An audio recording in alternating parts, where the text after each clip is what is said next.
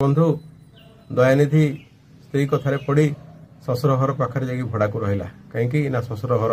जमी हाथेब बोली तेणुक परिवार रे कली कजिया कर शला संगे दुश्मनी होते शशुर मन जिणीगला शशुर से कहले आमर तो एत घर भड़ा को दिखाई आ तू कहीं बाहर भड़ा को दबू कहीकि आसिक रह एमती रही रही रही रही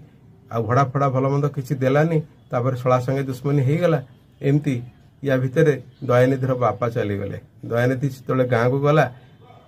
अंत्येष्टि क्रिया सब भल मंद सब सरला जो भाग नभाग बसला गाँ लोक कहले तू तो भलरे मंदरे देह पारे बापा माँ सेवा भल मंद कलुनी तू कौ हिसाब से आसचु कहीकि देलेनी यही चिंतार चिंतार दयानिधिर भी देह खराब है दयानिधि भी चलीगला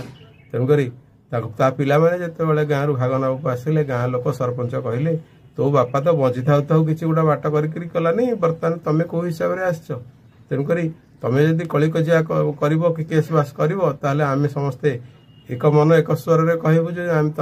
तुमको आम चिन्हनु एमती ही पिला माने वो निज जमी आ पाइलेनी एपटे शशुर घरे कली लगे दयानिधि शला शशुर सागर जो कली लगे सेठी भी